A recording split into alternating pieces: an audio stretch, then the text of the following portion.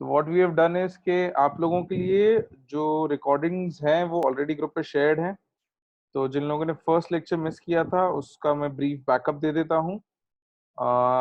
आप लोग आज का बैकअप लेक्चर अटेंड करने के बाद एक बार रिकॉर्डिंग्स को वन बाय वन सुन लीजिएगा as per your requirement.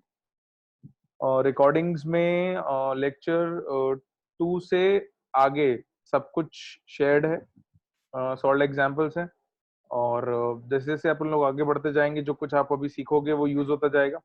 First lecture of chemistry में मोस्ट ऑफ द चीजें जो हम लोगों ने पढ़ी थी वो वही थी जो पहले आप लोगों ने कभी ना कभी पढ़ी होंगी। बस उन चीजों को थोड़ा सा डिटेल में हम लोग पढ़ेंगे। तो अगर सब लोग रेडी हैं तो हम लोग स्टार्ट करें। Is everyone ready?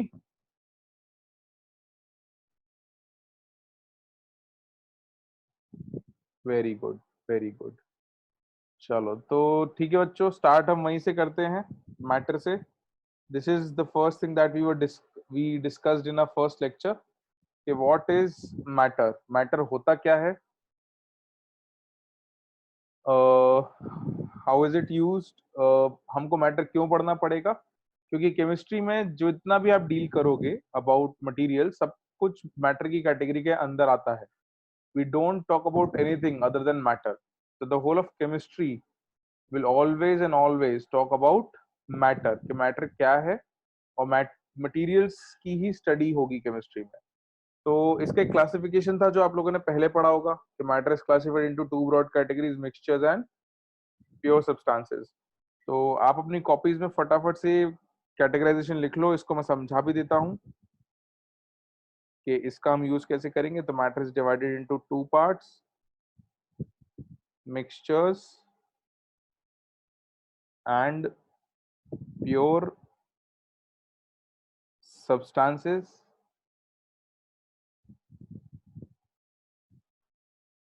ठीक है, स्क्रीन पे मैं लिखता जा रहा हूँ, आप लोग फटाफट से इसको कॉपी में अपनी कॉपी नोट डाउन कर लीजिए।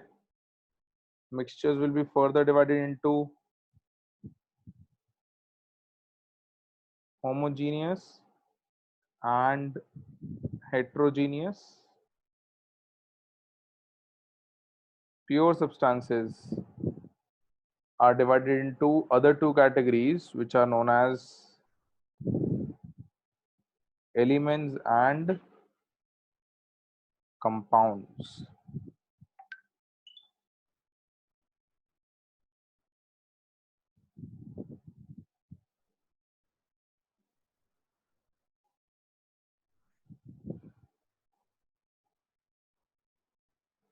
इतना नोट कर लीजिए। Once you are done noting मुझे इन्फॉर्म कर दीजिएगा कि आपने लिख लिया है।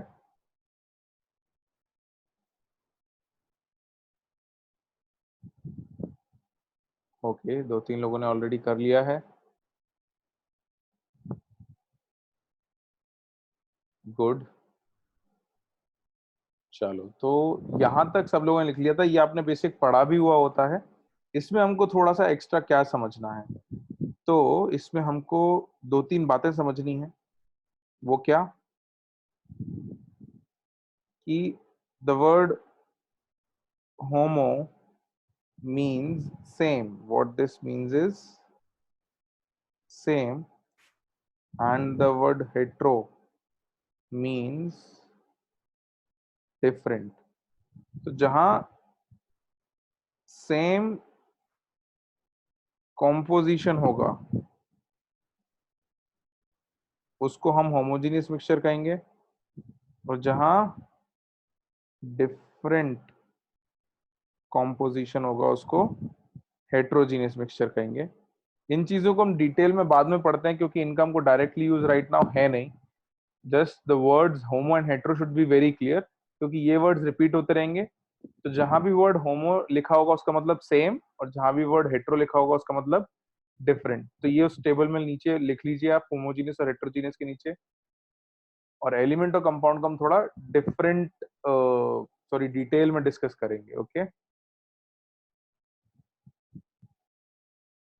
इसके एग्जांपल्स मैं यहाँ नहीं लिखवा रहा हूँ मिक्सचर्स के, क्योंकि ये तो आप लोगों को 9-10 में बहुत ज्यादा डिटेल में पढ़ाया जाता है कि होमोजेनियस मिक्सचर क्या है, हेट्रोजीनियस मिक्सचर क्या है। इनके एग्जांपल्स क्या हैं? पानी में शक्कर घोलोगे तो होमोजीनियस होगी, पानी में रेत घोलोगे तो हेटेरोजीनियस हो जाएगी, एंड सो ऑन। इस टाइप की चीजें पढ़ी होंगी ना सब लोगों ने? पढ़ी हैं, नहीं पढ़ी हैं? हाँ, गुड। चलो, तो हमको जो ज्यादा डिटेल में लिखना है उसको लिखना शुरू करते हैं। इस टेबल को मैं थोड़ा क्लियर कर रहा हूँ। We'll talk about elements and compounds. Elements और कंपाउंड्स को हमको थोड़ा डिटेल में लिखना है। तब आप एक सब हेडिंग लिखो, एक सब हेडिंग लिखोगे, एलिमेंट्स।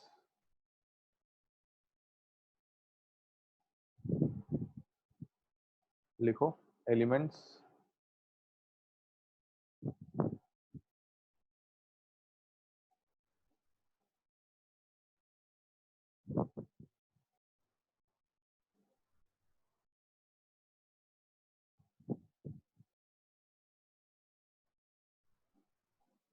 लिख लिया?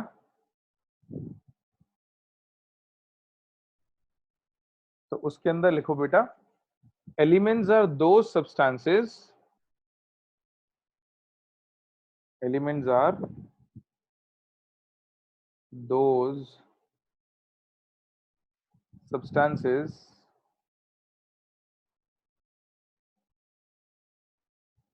which are made up of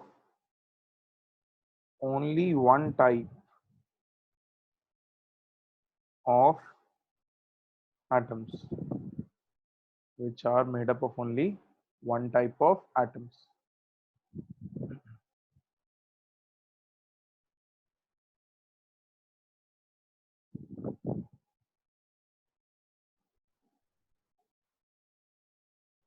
उसके नीचे लिखो, these may be made up of, या these में consist of कर दो, एक काम करो, these में consist of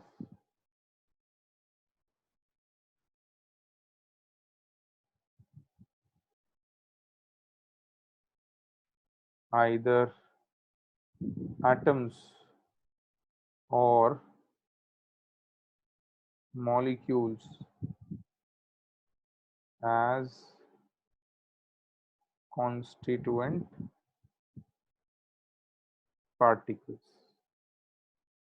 These may consist of atoms or molecules as constituent particles.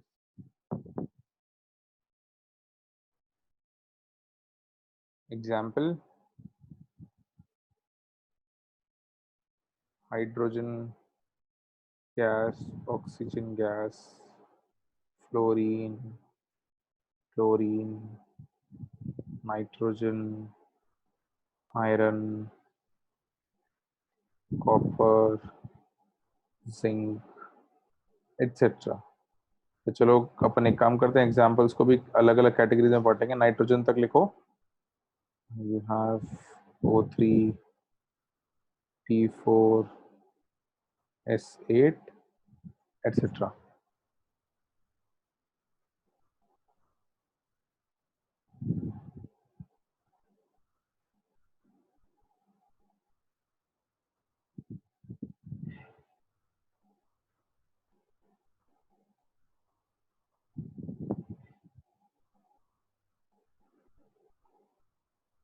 और भी एग्जांपल्स लिख रहा हूं मैं, हीलियम, नियॉन, आर्गन, जीनॉन, ये भी लिखते जाओ।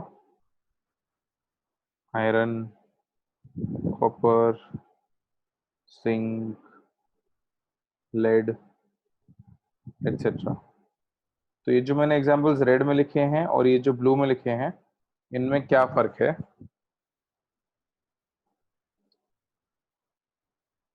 क्या फर्क है इनमें? What is the difference between examples of blue colour and the examples written in red colour? Molecules and atoms, सही बात है बेटा। देखो, ये जो अपन ने ब्लू कलर में लिखे हैं ये सारे मॉलिक्यूल्स हैं, ठीक है, दीज आर ऑल मॉलिक्यूल्स, इनके कॉन्स्टिट्यूएंट पार्टिकल्स मॉलिक्यूल्स हैं। और ये जो हमने लिखे हैं इनके कॉन्स्टिट्यूएंट पार्टिकल्स एटम्स हैं, their constituent particles are atoms. तो एलिमेंट्स जो हैं वो मॉलिक्यूल से मिलके भी बने हो सकते हैं, एटम से मिलके भी बने हो सकते हैं। कंडीशन सिर्फ एक है, सिर्फ एक ही कंडीशन है कि एलिमेंट में जितने भी एटम होंगे सारे के सारे एक जैसे होंगे, है ना, चाहे वो मॉलिक्यूल में हो चाहे एटम में हो, बट सारे एक जैसे होने चाहिए। जैसे H2 के मॉलिक्यूल में दोनों एटम कौन से हैं? हाइड्रोजन। F2 के मॉलिक्यूल में दोनों एटम कौन से हैं? फ्लोरीन। N2 में कौन से हैं? नाइट्रोजन। सारे एक जैसे एटम होंगे तो उसको अपन एलिमेंट कहेंगे। यहां तक नोट किया सब लोगों ने? सिर्फ लक्ष्य का रिप्लाई आ रहा है, बाकी लोगों के रिप्लाईज नहीं आ रहे मेरे को। चलो, दो लोगों ने और रिप्लाई किया, दिशा ने, आदित्य ने, वेदिका। और गुड गुड गुड, चलो बहुत सारे लोगों के रिप्लाई आया। गुड गुड गुड, ठीक है बच्चों, तो ये एलिमेंट की डेफिनेशन हुई। इसी तरीके से कंपाउंड्स की भी डेफिनेशन आएगी, है ना। तो अगली सब हेडिंग लिखो, compounds.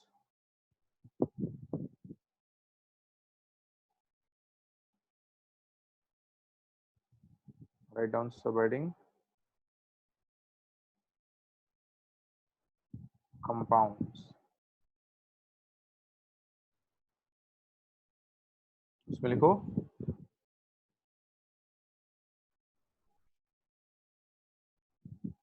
compounds are made up of, compounds are made up of more than one type of atoms. Compounds are made up of more than one type of atoms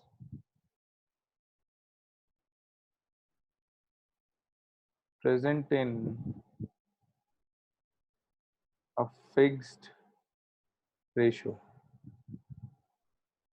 Compounds are made up of more than one type of atoms present in a fixed ratio.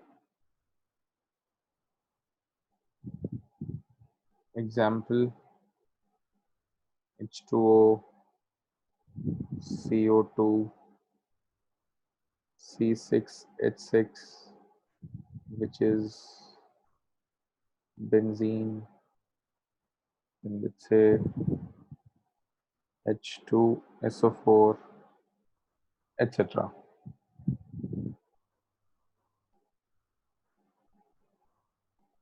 या चलो कुछ और example भी लिखवा देता हूँ, variety of examples पढ़ जाएंगे। यू हैव NaCl,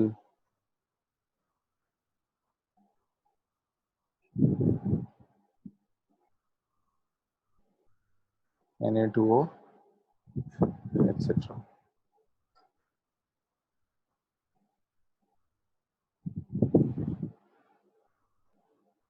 तो जब एक से ज्यादा तरीके के एटम होंगे, एक से ज्यादा एटम नहीं, एक से ज्यादा टाइप के एटम, एक से ज्यादा एटम होना तो जरूरी होगा ही होगा, क्योंकि कम से कम दो टाइप तो एटम चाहिए ही चाहिए। तो दो टाइप हैं तो कम से कम दो एटम तो चाहिए ही होंगे। तो मोर देन वन तो कंडीशन है ही कंपाउंड के लिए, लेकिन इंपॉर्टेंट ये है कि मोर देन वन में भी एक से ज्यादा तरीके के होने चाहिए।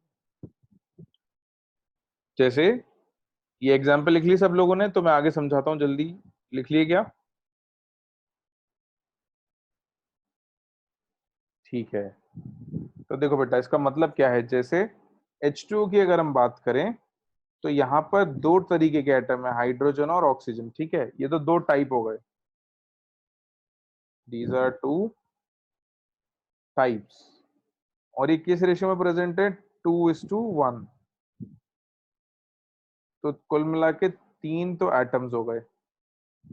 तो दो टाइप है और तीन एटम है। ठीक है, और एक एग्जांपल की बात करते हैं इसी तरीके से।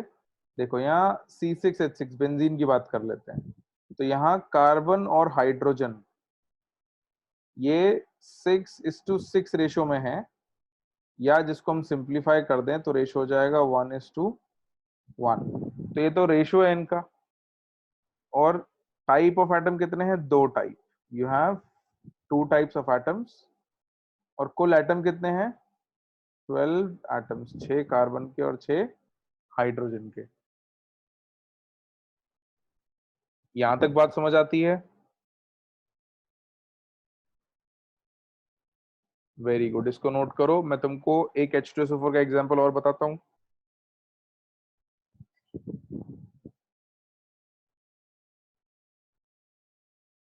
चलो, रिप्लाईज आना शुरू हो गए। गीत, दिशा, अंबिका, आदित्य, लक्ष्य, गुड। लिख लिया मतलब सब लोगों ने। तो हम H2SO4 का एग्जांपल भी देख लेते हैं। Let's look at an example of H2SO4। तो ये H2SO4 को हम देखते हैं कि कैसे होगा। तो you have H, S and O, ये तो तीन टाइप ऑफ एटम हो गए,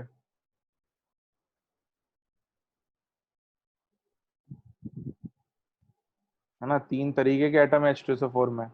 और रेशियो क्या है? 2:1:4। Ratio is 2:1:4। तो टोटल एटम कितने हैं? चार, और एक पांच, और दो सात, 7 एटम्स। तो तीन टाइप हैं और 7 एटम्स हैं। ये बात समझ में आती है?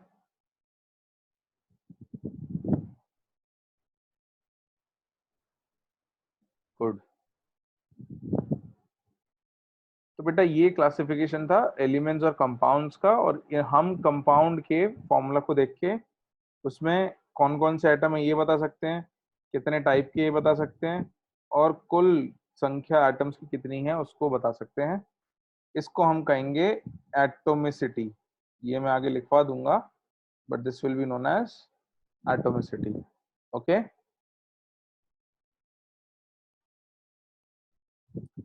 ठीक है बेटा। अब एटम्स और मॉलिक्यूल्स तो आप लोगों ने पढ़े होते हैं, वैसे आयंस भी पढ़े होते हैं, बट मैं लिखवा देता हूं आपको शॉर्ट में कि आयंस क्या होंगे। जब कोई एटम या मॉलिक्यूल, मॉलिक्यूल की जगह पर उसको ऐसा करते हैं, अपन लिखते हैं एक एटम या group of atom, an atom और a group of atoms which has charge on it is known as ion। ठीक है, उसको अपन आयन कहते हैं। इसको लिख लो जल्दी से आप लोग। आयन एक सबहेडिंग लिख के, write down the subheading ion, और उसके आगे ये डेफिनेशन लिख लो। फिर इसके कुछ एग्जांपल्स भी लिखेंगे।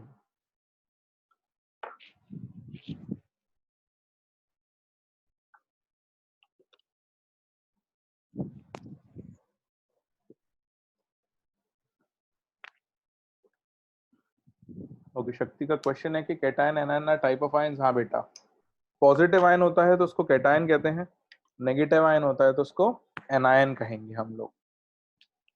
इसके एग्जांपल्स में कुछ चीजें देख लेते हैं। देखो बेटा, हाइड्रोजन एटम जब एक इलेक्ट्रॉन ले लेता है तो वो नेगेटिव आयन बनाएगा, इसको हम कहते हैं हाइड्राइड आयन। और इसको क्योंकि तुमने पूछा है तो हम इसको कहेंगे this is an ion, example of an ion. ठीक है, आयंस तभी होंगे बेटा जब चार्ज होगा ना, बिना चार्ज की कोई चीज आयन नहीं होती। प्रियांशु, एटॉमिक सिटी का मतलब मैं बता दूंगा, अभी मैं लिखवा दूंगा। अभी आपको जो मैं बता रहा हूँ उसको देख लो ध्यान से, है ना। तो हाइड्रोजन एटम अगर इलेक्ट्रॉन ले लेता है ना, प्लस गेन कर रहा है, ले रहा है, तो वो नेगेटिव आयन बनाएगा, जिसको हम कहते हैं हाइड्राइड आयन, और ये एक एनायन कहलाएगा। इसी तरीके से अगर सोडियम एटम एक इलेक्ट्रॉन लूज कर देता है ना, माइनस कर रहे हैं, इससे चला गया, कम हो गया, तो ये सोडियम आयन केटायन बनाता है, इसको हम केटायन कहेंगे क्योंकि ये पॉजिटिव है। This is cation. तो एनायन जो होते हैं वो नेगेटिव होते हैं और केटायन जो होते हैं वो पॉजिटिव होते हैं। इसको नोट कर लो बेटा, नोट इट डाउन।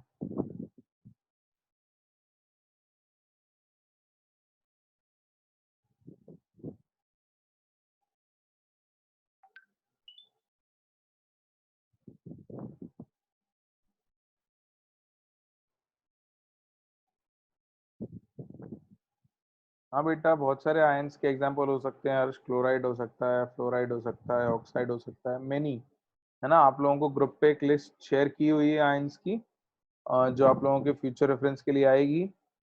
तो वो लिस्ट आप एक बार देख लीजिएगा, पीडीएफ फॉर्म में शेयर की थी मैंने। एक एग्जांपल और बताता हूँ जो आपने अपनी 9th-10th में बहुत बार पढ़ा होगा।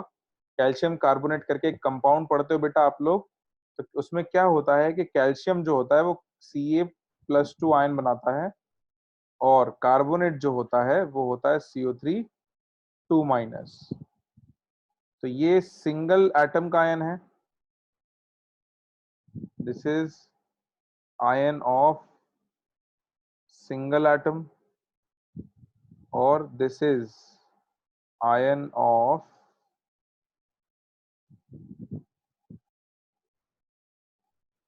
अ group of atoms. This is cation, this is anion. Single atom का भी आयन हो सकता है, ग्रुप ऑफ एटम्स का भी आयन हो सकता है।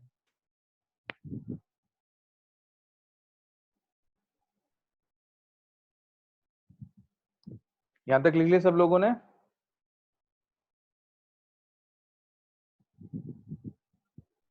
तो अगर किसी के पास नहीं है, मैं ग्रुप में एक बार रीसेंड कर दूंगा उन चीजों को। I will resend the PDF again, अभी तक जो जो भेजी है मैंने। तो अगर किसी ने लेट ज्वाइन किया होगा ग्रुप तो उसको भी मिल जाएगा। चलो, तो अब इसके बाद बेटा हम क्या कर सकते हैं, हमको सिंबल्स हम लोगों ने पढ़े होते हैं, हम इससे नंबर ऑफ प्रोटॉन्स, न्यूट्रॉन्स और इलेक्ट्रॉन्स बताना सीखेंगे। We learn how to tell protons, neutrons and electrons using the symbol और रिप्रेजेंटेशन ऑफ एन एलिमेंट या कंपाउंड या आयन। ठीक है, एलिमेंट और आयन। अपन एलिमेंट की भी जगह एक काम करते हैं, अपन एटम और आयन कर देते हैं, तो और जनरल वर्ड हो जाएगा।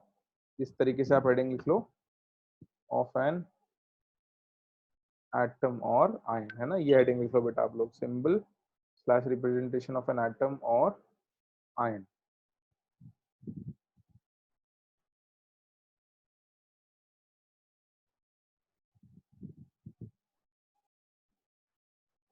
हेडिंग लिखी बेटा?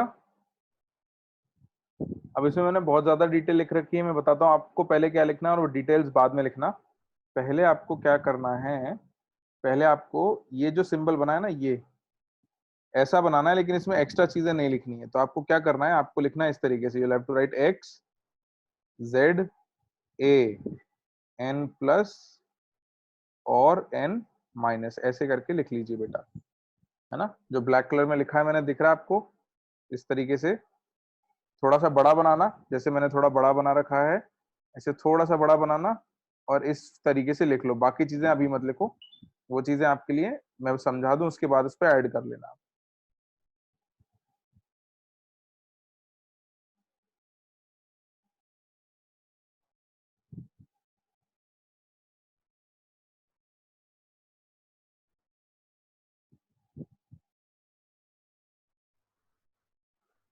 लिख लिए सब लोगों ने?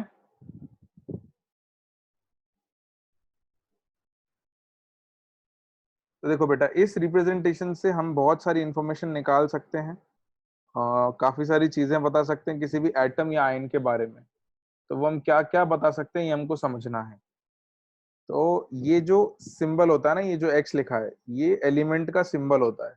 जैसे आप लोगों ने पढ़ा होगा, हाइड्रोजन को एच से रिप्रेजेंट करते हैं, ऑक्सीजन को ओ से, सोडियम को Na से, फ्लोरीन को FCl एंड सो ऑन। तो this letter here is known as the symbol of the element. इस लेटर के नीचे की तरफ जो नंबर लिखा जाएगा उसको हम कहेंगे एटॉमिक नंबर। ठीक है, the number written on the bottom part of the symbol is known as atomic number. जो ऊपर लिखा जाएगा उसको कहेंगे हम मास नंबर, और इस तरफ जो होगा उसको कहेंगे हम चार्ज। और हम इनको डिफाइन कर लेंगे अभी कि एटॉमिक नंबर का मतलब क्या है। ठीक है, वी विल राइट। तो अब आप क्या करो, आप ये मार्किंग्स बना लो, मेक दीज मार्किंग्स, थोड़ा अच्छे से बना लेना। ए जो है उसको मास नंबर कहते हैं, मेरे पास स्पेस कम था तो इसलिए मेरे को रैंडमली लिखना पड़ा। आपका स्पेस अच्छा होगा तो प्रॉपरली लिखिएगा। ए को मास नंबर कहेंगे, जेड को एटॉमिक नंबर कहेंगे, और इस तरफ जो लिखा होगा पॉजिटिव या नेगेटिव हो जाएगा हमारा चार्ज। ठीक है, अभी मैं रिप्रेजेंटेशन के एग्जांपल्स भी लिखवाऊंगा आपको, बट इतना लिख लो।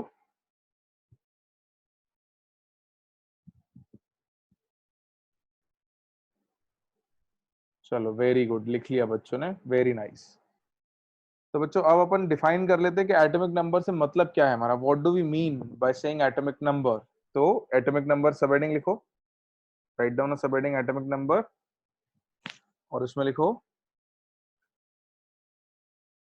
It is the number of protons present inside the nucleus of an atom। किसी भी एटम के न्यूक्लियस के अंदर जितने प्रोटॉन्स होंगे वो उसका एटॉमिक नंबर कहलाएगा।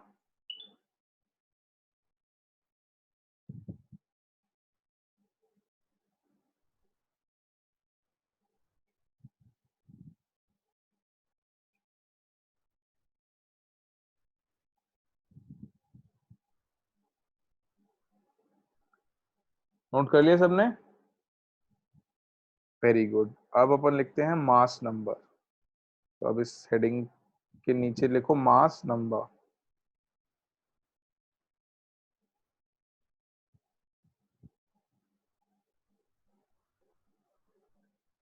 मास नंबर, उसमें लिखो it is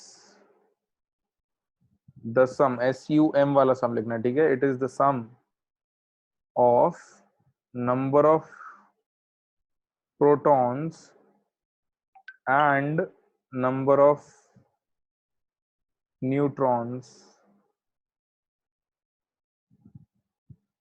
inside the nucleus of an atom।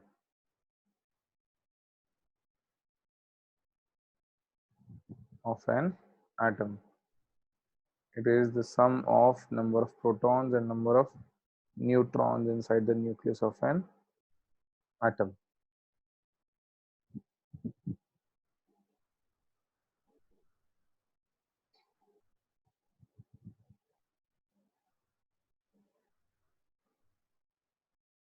लिख लिया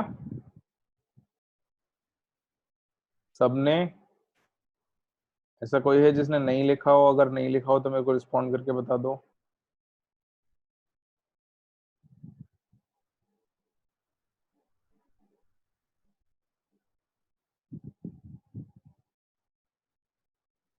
चलो सबने कर लिया, वेरी गुड।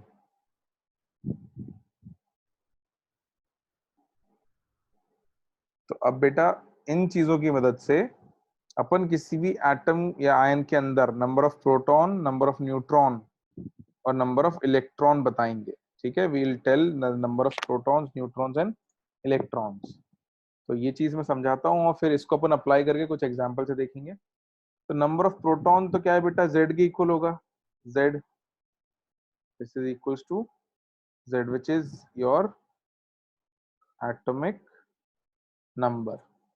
इसकी डेफिनेशन में लिखा था हमने कि atomic number is the number of protons.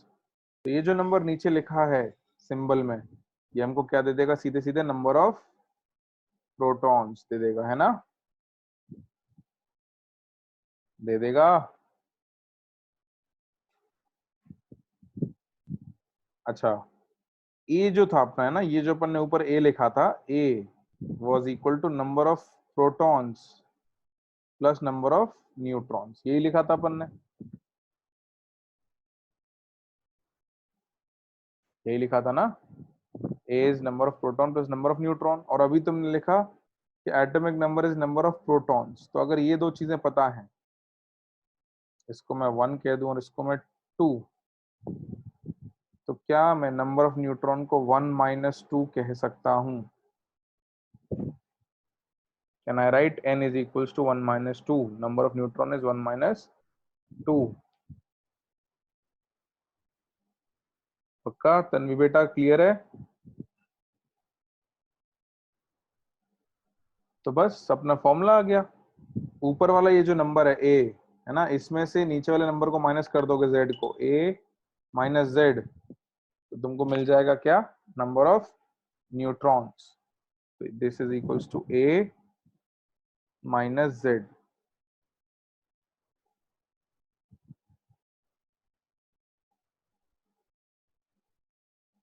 which is mass number minus atomic number.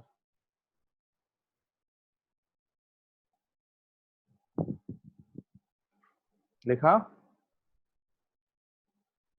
सबने लिख लिया? अब बेटा एक चीज मैं बता रहा हूं आपको, इसको ध्यान रखना। अगर कोई चार्ज नहीं है, अगर कोई भी चार्ज नहीं है, तो प्रोटॉन्स और इलेक्ट्रॉन्स हमेशा बराबर होंगे। If there is no charge, the protons and electrons will always be equal. तो जब चार्ज होगा तब क्या करेंगे, उसके लिए हमारे पास एक बहुत सिंपल सा फॉर्मूला है। Number of electrons is equal to number of protons minus charge. Number of proton की जगह z माइनस चार्ज। ठीक है, ये हमारे पास नंबर ऑफ इलेक्ट्रॉन का फॉर्मूला आ गया। और अभी इसको हम कुछ चीजों पे अप्लाई करके देख लेंगे कि कैसे आएगा। इसको लिख लो, number of electrons is number of protons minus charge, या z माइनस चार्ज, दोनों में से किसी से भी करो, आंसर आएगा। यहां तक लिख लिया सबने?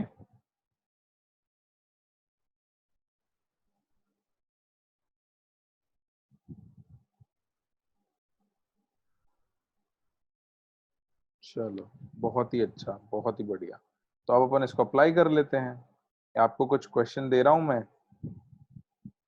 और इसमें आपसे number of proton, number of neutron और नंबर ऑफ इलेक्ट्रॉन पूछे जाएंगे। तो क्वेश्चन लिख लो बेटा जल्दी से, राइट डाउन द क्वेश्चन।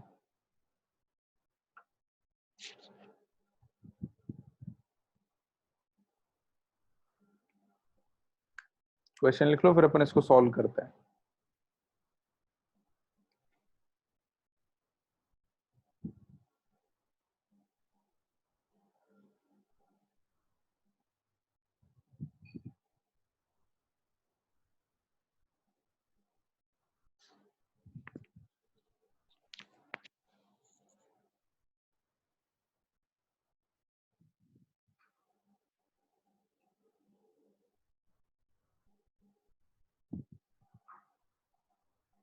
लिख लिया क्वेश्चन सब लोगों ने?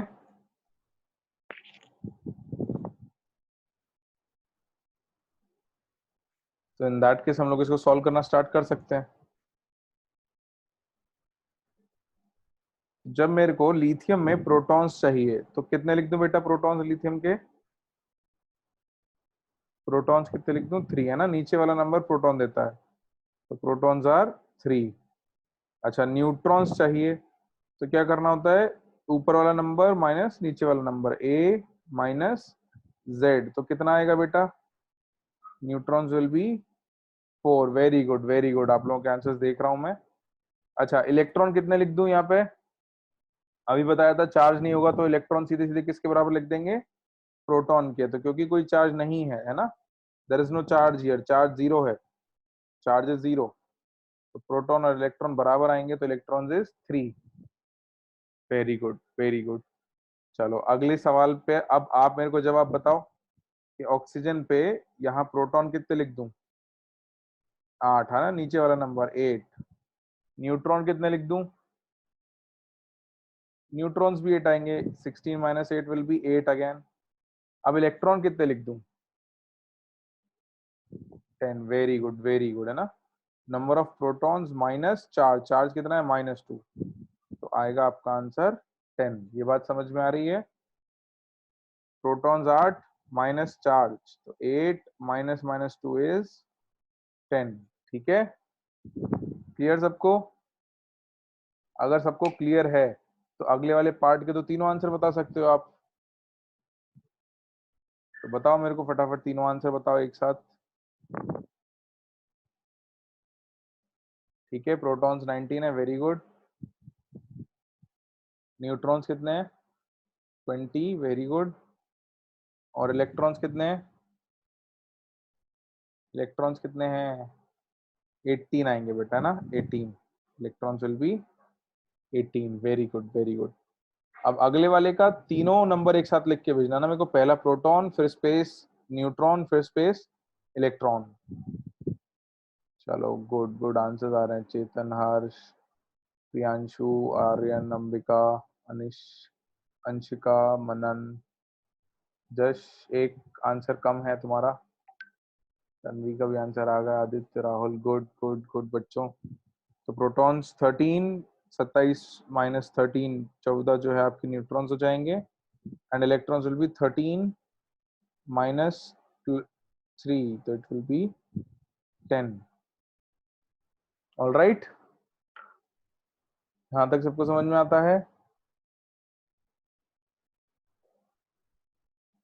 इट शुडंट बी टफ, आसान सा काम है। चलो बहुत ही अच्छा। अब हम एटॉमिसिटी और लिख लेते हैं बेटा, क्या एटॉमिसिटी क्या है, और फिर ये जो हमने भी सीखा है प्रोटॉन्स, न्यूट्रॉन्स, इलेक्ट्रॉन्स, इसको मॉलिक्यूल पे भी अप्लाई करेंगे, ठीक है? Will do this for molecules as well. तो जल्दी से लिख लो एटॉमिसिटी।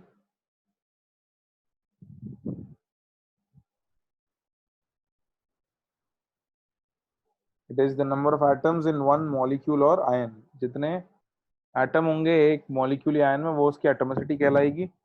एग्जाम्पल भी मैं बता देता हूँ।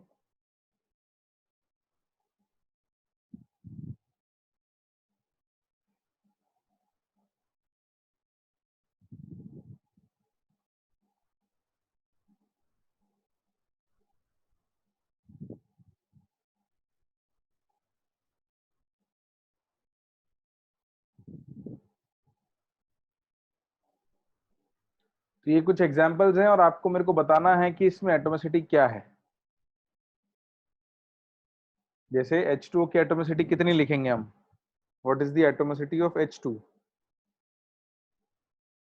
3 है ना, टोटल 3 एटम है, 2 हाइड्रोजन है और 1 ऑक्सीजन है, तो टोटल 3।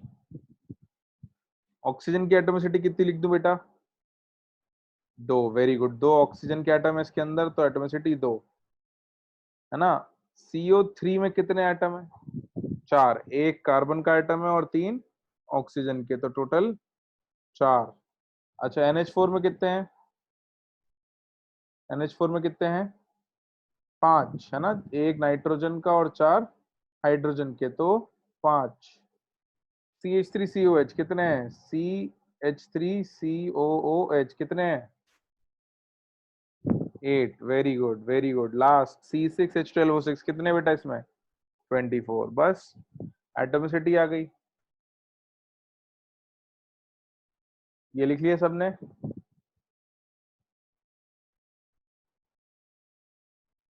चलो तो अगला क्वेश्चन देने से पहले मैं आपको एक एग्जाम्पल बता रहा हूं, वो एग्जाम्पल ध्यान से सुनना, क्योंकि अगले क्वेश्चन के आंसर आपको उसी एग्जाम्पल की मदद से देने होंगे।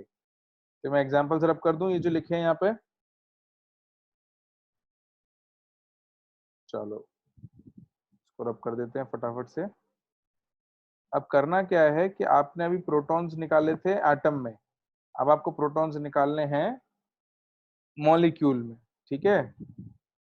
तो अब मान लो मैं आपको H2O दे दूं। H2O सिंबल भी बता देता हूँ। हाइड्रोजन का सिंबल होता है 1H1 और ऑक्सीजन का सिंबल होता है 8O16। तो H2O के अंदर प्रोटॉन कितने होंगे, इलेक्ट्रॉन कितने होंगे, न्यूट्रॉन कितने होंगे, ये आपको बताना है। 9 प्रोटॉन्स आएंगे? नहीं, प्रोटॉन्स गिनो कितने आएंगे? एक। H2O में एक प्रोटॉन?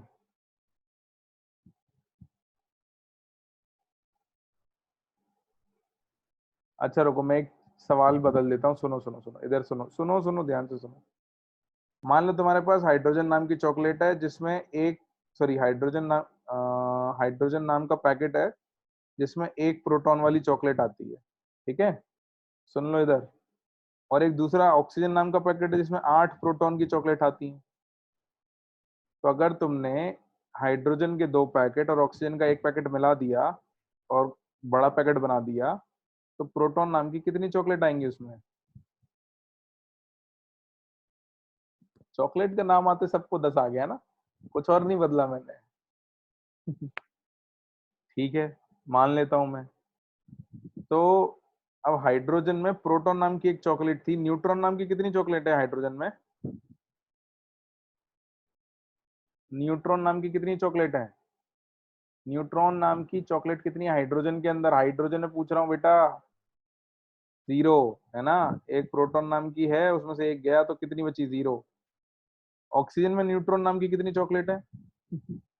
और सही में चॉकलेट मत लिखा ना एग्जाम में, ठीक है, सिर्फ समझाने के लिए बता रहा हूँ। 8। तो अगर ऑक्सीजन में 8 न्यूट्रॉन चॉकलेट हैं और हाइड्रोजन में एक भी नहीं है, तो H2O में कितनी न्यूट्रॉन नाम की चॉकलेट आएंगी?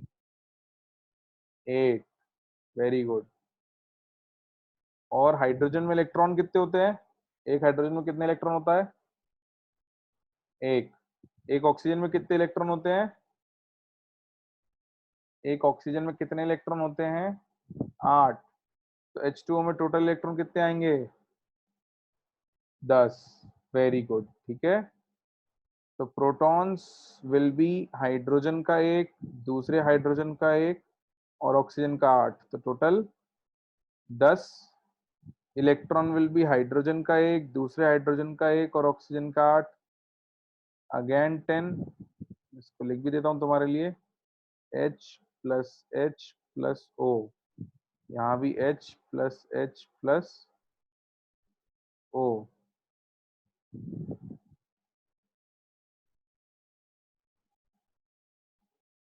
और न्यूट्रॉन, हाइड्रोजन प्लस ऑक्सीजन, तो 0 प्लस 0 प्लस 8, कितने आ गए? 8। समझ में आ गई बात सबको? तो मॉलिक्यूल में जो भी एटम है सबको जोड़ते जाओगे तो आपको मॉलिक्यूल के लिए प्रोटॉन, न्यूट्रॉन, इलेक्ट्रॉन मिल जाएंगे, राइट? क्लियर? किसी को डाउट तो नहीं है? Very good. तो अब ये सवाल है आपके लिए, इसको आपको करना है। सिंबल्स में लिख देता हूं अगर आपको रिक्वायर्ड हो तो। Oxygen is 8O16,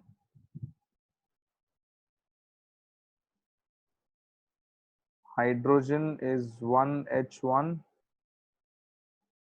nitrogen is 7N14, and carbon is 6C12। अब इसके लिए आपको एटॉमिसिटी बतानी है, प्रोटॉन्स बताने हैं और इलेक्ट्रॉन्स बताने हैं। मेरे को फिल कर लो फटाफट से, फिर मैं आपसे भी क्वेश्चन पूछूंगा। Fill it out.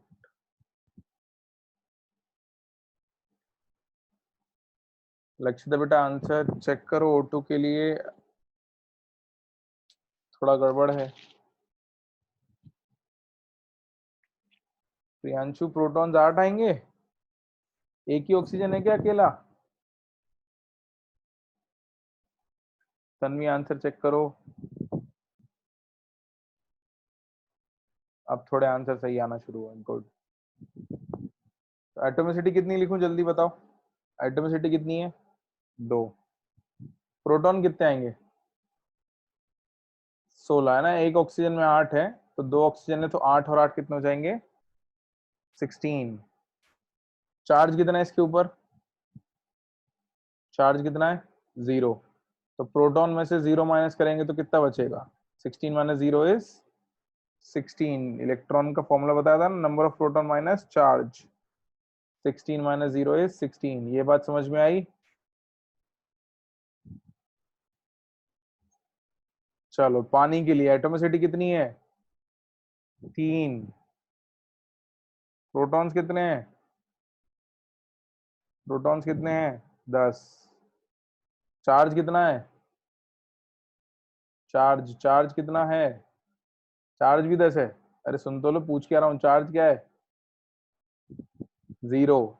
तो प्रोटॉन 10 माइनस 0 कितने आएंगे इलेक्ट्रॉन? 10। नाइट्रोजन N2 के लिए बताओ, सारे आंसर इकट्ठे बताओ। प्रोटॉन, एटॉमिसिटी, प्रोटॉन, इलेक्ट्रॉन तीनों। Good. 2, 14 and 14, 2, 14 and 14। Last CO3 2 negative. Atomicity क्या है? 4। प्रोटॉन्स कैसे आएंगे, क्या क्या ऐड करूं? कार्बन में कितने प्रोटॉन है? कार्बन में कितने हैं? कार्बन में कितने हैं? 6। ऑक्सीजन में कितने हैं? ऑक्सीजन में कितने हैं? 8। तो 3 ऑक्सीजन में कितने हो जाएंगे? 3 ऑक्सीजन में कितने हो जाएंगे? लिख के बताओ जल्दी, क्योंकि गलत आंसर आता है 24। तो 6 और 24 कितना आता है टोटल? अब बताओ, गड़बड़ कर रहे थे तुम लोग। 30 है ना? 30। इलेक्ट्रॉन कितने लिख दूं? प्रोटॉन 30 है तो इलेक्ट्रॉन कितने लिख दूं? प्रोटॉन माइनस चार्ज है ना, तो प्रोटॉन माइनस -2 कितना आ जाएगा? 32। गुड। पहले तो गड़बड़ करते हो, जब तक तो मैं बोलता नहीं हूँ तब तक कहीं ना कहीं कैलकुलेशन मिस्टेक करते हो। कुछ लोग करते हैं, मतलब 32 समझ आ गया?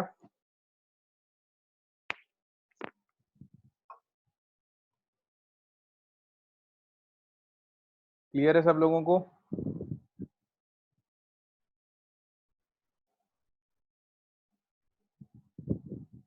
Very good, very good. तो मेजरली यही चीजें बताई थी बेटा पहले लेक्चर में। इसके बाद आगे के लिए मोल कॉन्सेप्ट पढ़ाया था। तो बैकअप में मेरे को मोस्टली इतना ही कवर करना था। इसके आगे की चीजें अगर आपकी कोई छुट्टी हुई हैं तो आप आराम से वीडियो लेक्चर्स अपने कन्वीनियंस के हिसाब से देख सकते हो, और प्रेफरेबली जितना जल्दी हो सके बैकअप कर लो रिकॉर्डेड लेक्चर्स का। मोल से पहले यही सब मेरे को बताना था। आई होप आप सब लोगों को क्लियर हो गया होगा। ये बेटा -6 कैसे होगा? CO3 पे 2 नेगेटिव है ना, हर ऑक्सीजन पे -2 थोड़ी है। ठीक है, CO3 पे टोटल -2 चार्ज है। ठीक है, चलो तो मैं ग्रुप पे वो जो चीजें मैंने पहले भेजी हैं वो वापस रीसेंड कर दूंगा। आप लोग 5 मिनट का ब्रेक ले लो। ये लिख तो लिया ना सब लोगों ने, जो जो मैंने बताया था? किसी को छूटा तो नहीं है? ठीक है, तो बेटा फर्स्ट लेक्चर जो था उसका बैकअप इतना ही था। इसके आगे की रिकॉर्डिंग सारी मैं ग्रुप पे एक बार सेंड कर दूंगा, आप लोग लेक्चर्स रिकॉर्डेड आराम से देख सकते हो। उसमें आपको पूरे पूरे लेक्चर्स मिल जाएंगे। Go through them if you have missed anything more, and take a 5 minutes break, 5 to 10 minutes break. Ajit sir will be coming, log out मत करना, मीटिंग चालू रहने देना। अजीत सर अभी ज्वाइन इन करेंगे, ठीक है? चलो बच्चों, तो हैव अ गुड डे। आप लोगों को आई होप समझ में आया होगा, क्लियर हो गया होगा चीजें। पहले भी जो चीजें पढ़ी थी उनमें भी थोड़ी ज्यादा क्लैरिटी आ गई होगी।